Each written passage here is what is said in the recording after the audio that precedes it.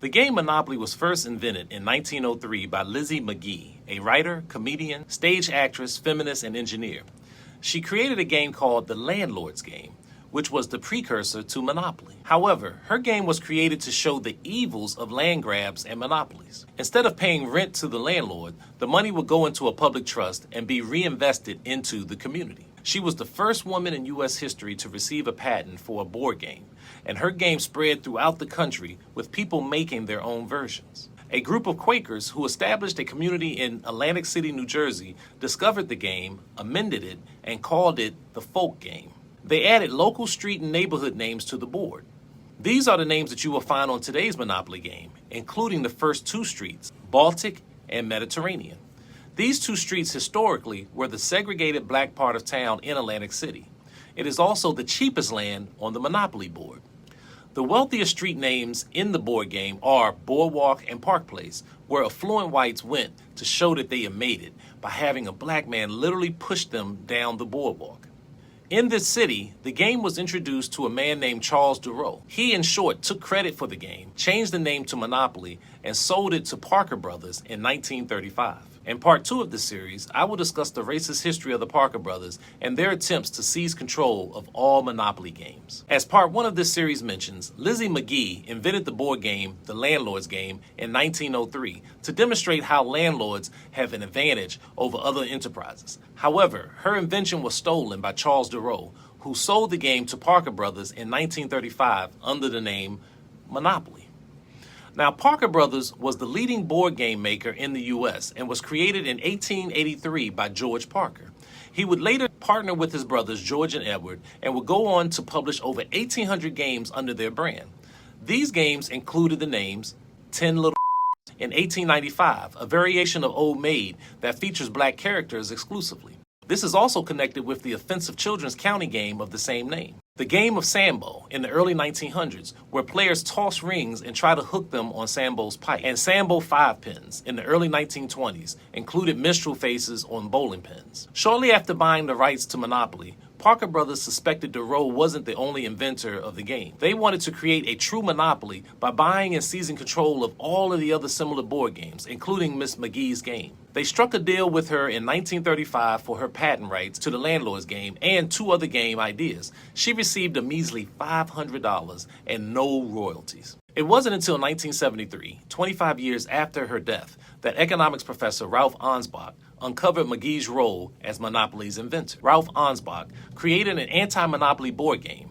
The Bust the Trust game, as it was often called, has the basic idea of ending monopolistic practices.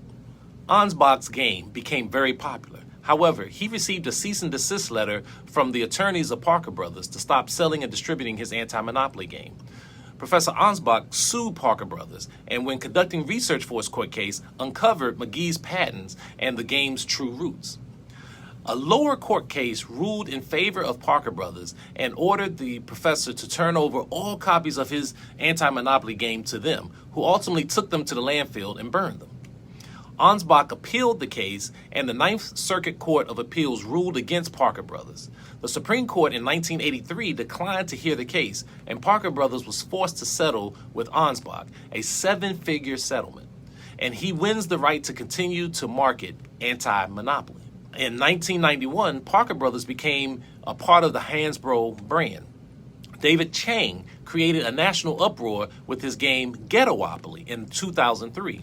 Unlike Monopoly, Ghettopoly debases and belittles racial minorities, especially black people, using game pieces such as pimp, hole, 40 ounce, machine gun, marijuana leaf, basketball, and crack. Hasbro sued and won a judgment against Chang, who was ordered to pay $400,000 and no longer sell his product. Monopoly is one of the most popular board games worldwide. Next to checkers, chess, and backgammon, Monopoly is one of the most popular board games in the history of the world. It holds the Guinness World Record for being played by the most people, 500 million people worldwide.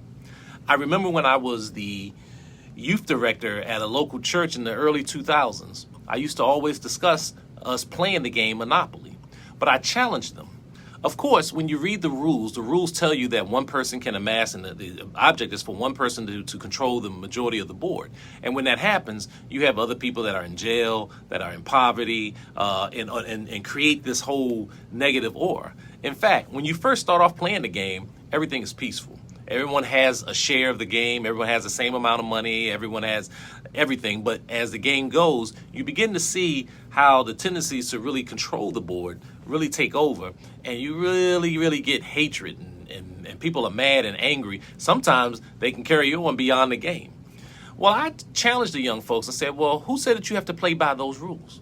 Why don't you create your own rules? Just imagine if you had a game like Monopoly, but you say that no one can earn more than $150,000, but no one can earn less than $50,000.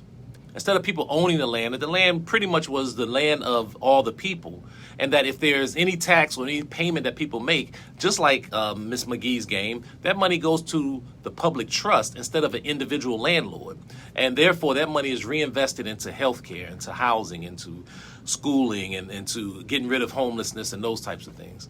Those are ways that we can challenge societies. We don't always have to follow what has been given to us, that we have to look outside of the current economic and political system if we're going to truly change things. And practice that. Try that with your game. Get the game of Monopoly, but create your own rules. You can try it first with their rules, and then come back and play it underneath your rules that will make it more equitable for everyone. As my children used to say, we don't want to play that. That's boring. I say, why? What will happen at the end? I don't know. It's too peaceful. And you see how quickly we become trained into the ways of capitalism, where greed and competition is more important than making sure that people have what they need to survive. So something to think about. Just wanted to share that with you, and just an interesting history of this game, Monopoly. And at the end of the day, you see that there's always a root and a connection that goes back to the degradation of black people in America, African people in America. There's always that connection. Parker Brothers, coming out of the 1800s, had board games that were toward our degradation. And these things still exist to this day because they're still making money, because they were able to make money off of games that did to our demise, and become the #1 board game, which allowed them to ultimately buy the rights to a game that was now stolen, which we know as Monopoly.